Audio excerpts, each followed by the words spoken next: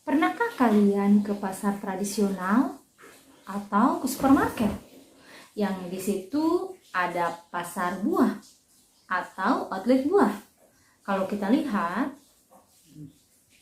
buah itu dikelompokkan masing-masing loh. Tampilannya itu rapi banget supaya kita milihnya gampang. Kalau misalkan ya hewan nih, pernahkah kalian mendengar kalau hewan itu ada hewan peliharaan, ada hewan liar, ada hewan ternak? Itu dikelompokkan. Lalu apa itu dikelompokkan? Apa itu pengelompokan? Apa tujuannya dikelompokkan? Yuk kita simak videonya berikut ini. Assalamualaikum anak-anak. Bertemu kembali dengan Ibu Aida Nurlaila di mata pelajaran IPA kelas 7. Kali ini kita akan membahas tentang klasifikasi makhluk hidup. Jangan lupa di subscribe dan nyalakan loncengnya ya, supaya kalian bisa mendapatkan notifikasi video-video berikutnya. Selamat belajar. Dasar untuk klasifikasi makhluk hidup. Yang pertama, klasifikasi makhluk hidup berdasarkan persamaan dan perbedaan yang dimilikinya. Yang kedua, klasifikasi makhluk hidup itu bisa jadi karena bentuk tubuh atau morfologi atau alat dalam tubuh atau anatomi.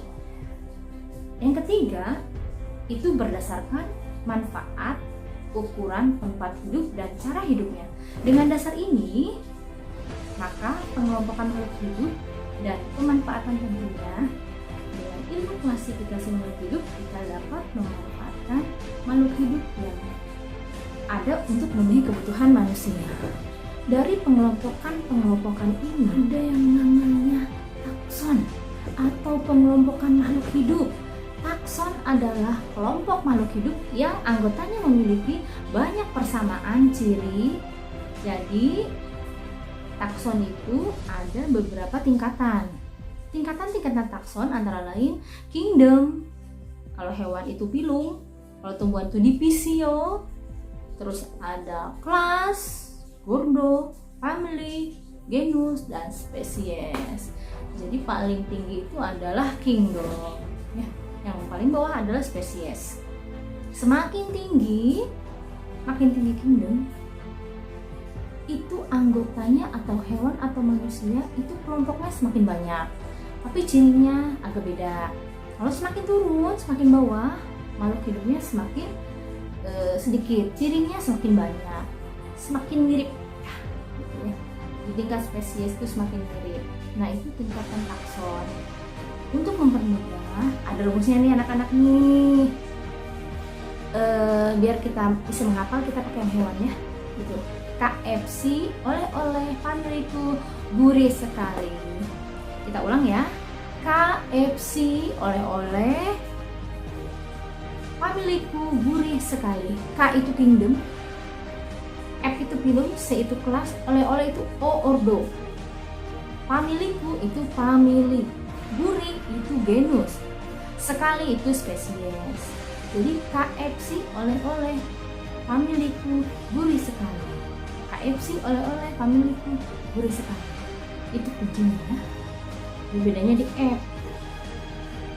Kalau film itu untuk hewan, divisio untuk ilmuwan ini mengelompokkan itu dari awal, ya.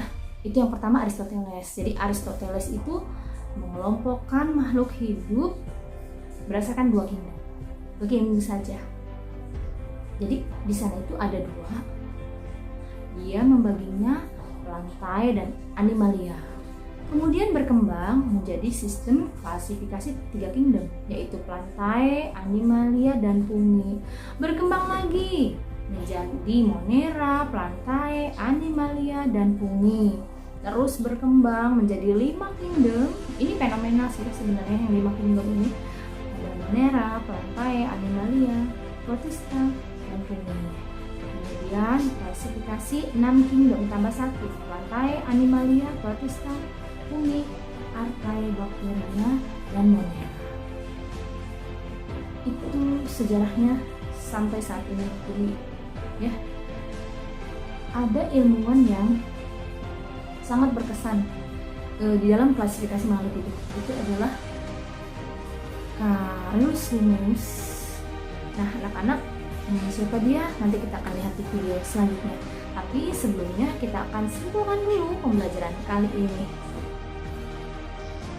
Klasifikasi adalah suatu cara mengelompokkan makhluk hidup berdasarkan kesamaan ciri yang dimiliki.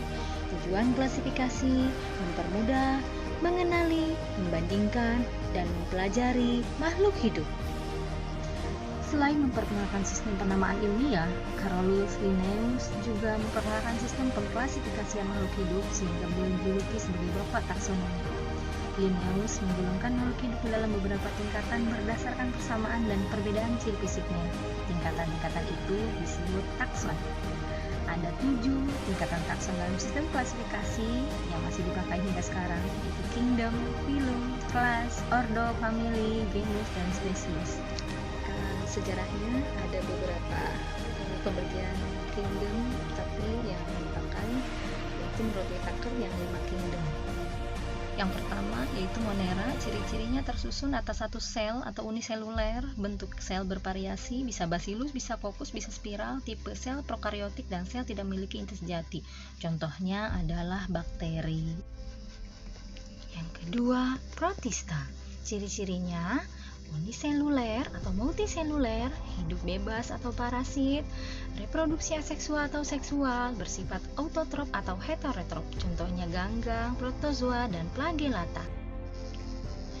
3. Fungi atau jamur, ciri-ciri jamur eukariotik atau memiliki membran inti, tubuh tersusun atas hifa, memiliki spora, dinding sel, kitin, dan selulesa, tidak memiliki klorofil, heterotrof, bereproduksi secara seksual dan aseksual.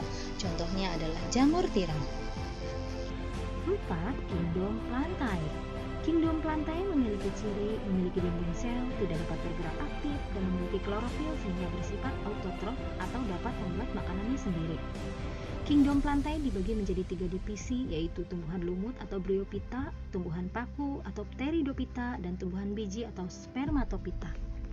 Tumbuhan lumut contohnya lumut daun, lumut hati, tumbuhan paku contohnya paku ekor kuda, dan tumbuhan berbiji contohnya kelapa, padi, dan lain sebagainya. 5. Kingdom Animalia. Kingdom Animalia meliputi segala jenis hewan, yaitu makhluk hidup bersel banyak atau multiseluler yang tidak mampu berfotosintesis, dan makhluk hidup bergerak bebas. Kingdom Animalia dibagi menjadi 2 kelompok besar berdasarkan ada tidaknya tulang belakang, yaitu Invertebrata dan Vertebrata. Invertebrata contohnya adalah bintang laut, vertebrata contohnya adalah ayam dan kucing. Nah, anak-anak, demikianlah apa yang bisa Ibu sampaikan. Mudah-mudahan bermanfaat. Wassalamualaikum warahmatullahi wabarakatuh.